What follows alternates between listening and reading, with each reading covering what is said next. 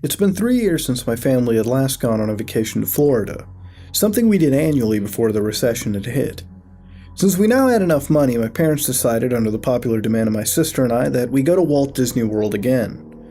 We were both teenagers, and our parents kind of saw this as a bit juvenile, but decided it'd be fun anyways. I couldn't wait to finally go back, and neither could my sister. Being avid theme park goers as well, we were especially attracted to the creativity and the magic, as one would say, about the rides there. They never got old, and they had their share of nostalgia and excitement. However, there was one other reason I wanted to go. You normally associate Disney World with words such as excitement, fun, and happiness, but with these characterizations come counterbalances. After scrolling through OMG Facts one night, I came across a rather interesting story, and it was about an abandoned water park in Walt Disney World, apparently named River Country. Now, I was absolutely appalled by this, since I had previously thought of Disney in a more idealistic and perfect way. The water park was directly on the shores of Bay Lake, being that huge, stagnant body of water adjacent to the Magic Kingdom. River Country was, and still is, on the same side as the theme park just mentioned. But right next to the resort called Walt Disney's Fort Wilderness Resort, surrounding the water park on the resort side is a large green wall with signs dotting it. These read, "Sorry, River Country is closed." Now, the place opened in 1976 and used water from Bay Lake in most of these attractions. It was very rustic and wilderness-based in design and contained artificial rocks that resembled those used on another well-known ride, Big Thunder Mountain Railroad. There was a dam present to keep chunks of dirt and mud from getting into the water too, so guests didn't have to worry about swimming in an artificial bog created by water from the lake. It was open for about 25 years, and it closed its door in 2001, and in 2005 a statement released by Disney said the park was closed for good. So for about 11 years, River Country has been sitting abandoned. Nature is in its advanced stages of reclaiming the area, but the slides remain. And so do the artificial rocks. And the small pond, which is now a swamp, was used for swimming. And many urban explorers have infiltrated the area, jumping over the walls to get footage of the abandoned water park. One of the most controversial things about the park nowadays is why it's closed, which is what I was destined to even find out. I wanted to see some real footage of the area before it closed down as well, since from what I heard, it was actually very joyous and bustling with tourists, compared to its ghost town status lately. Now, I was without internet at the time, so about 2 days before we were planning to leave, I actually went to the local library, which archived many old videos that people in my community had dug up in their attics and donated to the library to be a part of a small, historical society.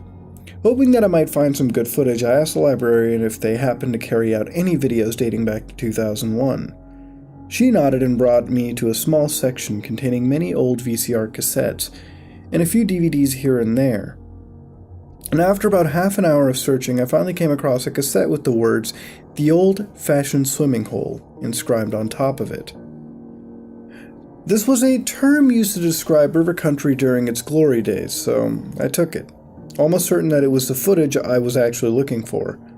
I asked the librarian if I could sign it out, but she told me that the historical videos had to stay in the library. I could, however, watch the video in a small conference room behind the front desk. The librarian led me to the windowless room, and I took a seat in front of the television.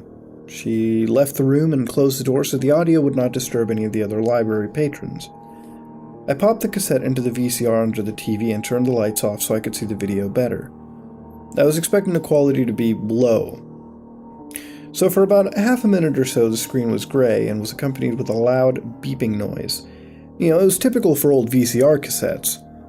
The gray soon disappeared, showing footage of two individuals in front of the entrance to River Country. They were both men, and it was very late at night, or very early in the morning. As nobody else was in the park, very few of the water park's lights were on either. On the bottom left corner of the screen, the date November 1st, 2001 was displayed.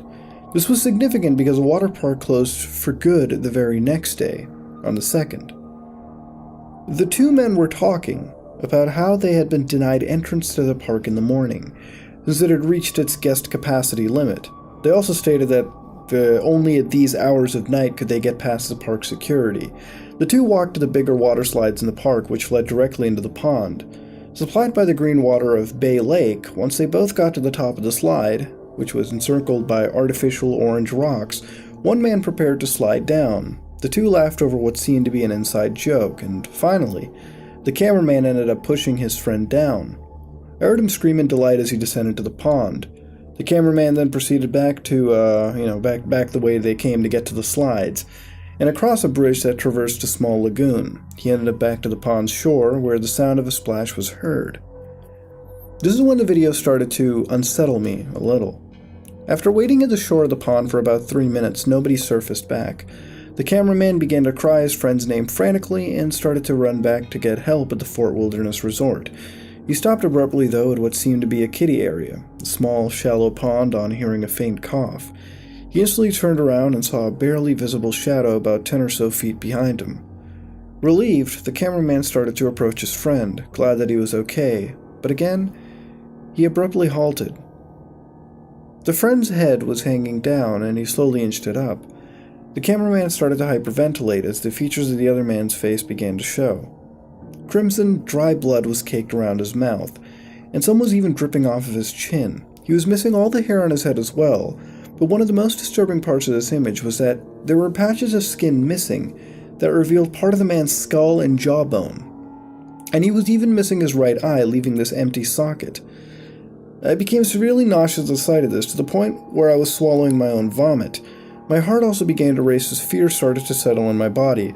As the last minutes of the film approached, the horrendous figure muttered something that sounded like, "There is no hope under the water." With that, the cameraman ran for his life, wheezing and panicking through this ordeal. I wanted to turn the television off and run myself, so I bolted to the door and, leading out of the room, reached for the doorknob but paused. The television was giving off the sound of an old furnace found in the basement of a home, just in a softer tone.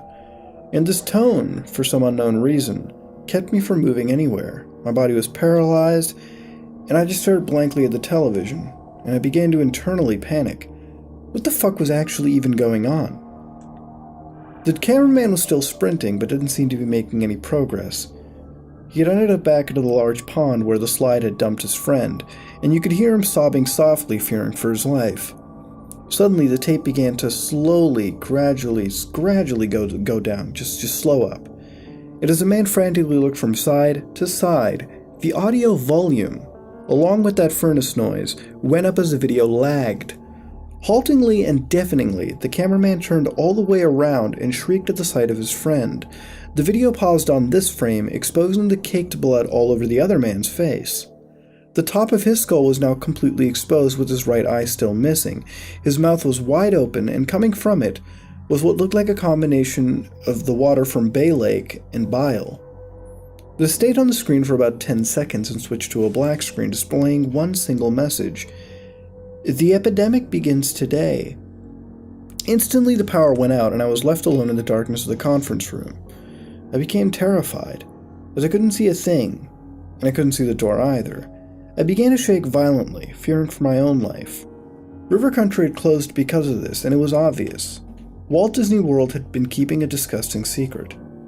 I rushed to the other side of the room, disoriented. River Country is an actual abandoned water park that's been sitting dormant in Walt Disney World for over a decade. Oddly, the lights are still on within the area, and the music still plays as well. Many theories have come up about its closing, but one of the most plausible ones, and one that was confirmed by Walt Disney World employees, is that a deadly type of amoeba was found within the water of Bay Lake, which was used to supply many parts of the theme park. This amoeba can cause several illnesses or death. So, as a precautionary measure, Disney closed the park for good.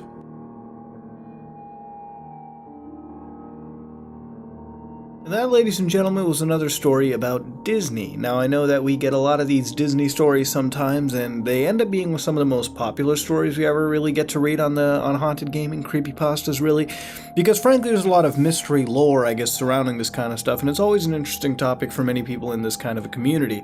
So, for me personally, this is the second time hearing of any closed-off park by Disney. The first one is obviously Discovery or Treasure Island, which was the Animal Observatory, which has a status of standing but not operational, but it's never going to come back, really. And this becomes another, crossed off the business list by Disney because it was an actual water park that got completely shut down. And the reality of this is, as Disney's River Country was most definitely shut down due to the fact that it was probably a bad business decision for Disney, and they were probably hemorrhaging more money than making anything on this park, and instead of making something run, they'd rather cut it off right at the source instead of continuing to hemorrhage or lose money regardless. You may wonder why money it would be a big issue for Disney, but hey, if you want to stay rich, you gotta understand, where to put your money, right? So, frankly, it's better to keep it there than it is to lose it, and that frankly explains the shutdown quite easily. And the official reason for it ties in as well. Disney frankly didn't see a lot of guest demand, and so it had to close down. 2005, officially it was announced that it would never open again. And there are people that actually did break into this place, people on YouTube as well that broke in and got some footage basically trespassing this park. And, it's very common. You get to see that everywhere. So if you really want to see footage, you can find it on the internet. You can even see footage all the way back when people were actually over there, of course, when the park was completely operational. Now, the story here ties into the fact that there is a brain-eating parasite, or amoeba in this case, that completely fucks up the human body to the point where they're losing eyeballs, they are losing parts of their skin, and all kinds of that lovely zombie nonsense. Now, this might seem like a massive little cliche, and I swear I thought that at first, but the problem is, in the state that this is taking place in Florida, this kind of a case can actually really exist. For example, if you look up something called meningoencephalitis, probably sure I mispronounced right now, but basically what this is inflammation or infection in the brain. Now, this comes from bacteria, viral infections, and amoebas as well. So when you first come across this cliche, it might hit you pretty hard, in that, oh, we kind of jumped the shark. But it's something that could potentially really happen, and it has happened. There are only a handful of people that have ever really survived cases like this, because of course when you get inflammation of the brain, infections of the brain, these things can be really, really hard to take care of, really hard to fix up. At that moment, unfortunately, it's pretty easy to know that you are in fact fucked if you have similar cases to this. There's actually been children who have died in Florida, not exactly in this park, from playing in the water and getting infected by some of these amoebas or, other little pathogens that can cause this kind of an issue. So it is something that is real. Now, to the extent this creepypasta dictates where you got these zombie-like symptoms, I don't think we're exactly getting the Last of Us 2 vibes going on with this, but frankly, what is offered over here is something that I think can potentially really happen. And could it be one of the reasons that Disney shut down this park? I would not be totally uninclined to believe that didn't have a factor in closing this park down as well. I think having a water park in an area where you have natural water coming in from places that have these kind of bacterias, virals, and amoebas, you probably don't want to have the general public playing around in it and mixing themselves into that water, because God forbid that happened to anybody at Disney's parks. It would become a massive issue for the company, so much so that this would cause national and international issues for these people, and God forbid they'd ever want to try getting another water park going on with such a gross fuck up on their end. It would cause massive issues for the company. So I wouldn't doubt that to an extent this was real. Not the fact that you have the zombie amoeba going around the park and people are getting infected, but the fact that this was a reason that this park isn't really there anymore. It doesn't even have a standing but not yet operational status. It's completely closed, and I think when Disney really looked at it, this definitely had to be a factor for them. Creepy? Yeah, it definitely is, and I think that's where the creepypasta shines as well. It says enough to make it realistic, and even when it is cliched, a simple look up on it can really prove the fact that, to an extent, this isn't half wrong. So, I guess in the end, I just want to know what you think about Disney's second park that we're basically hearing of that's completely gone off the map, and what you think about these brain-eating amoebas. Is it a reason that Disney might have shut this park down, or is it just purely money-related? I think it's a mix of both, maybe more, but this has been another episode of Creepypasta as part of Haunted Gaming. As always, I like to ask you what you would rate and change to make this story better. And if you like what you saw, please like, comment, and subscribe. Just like if you dislike it. This is me, Mutahar, and I am out.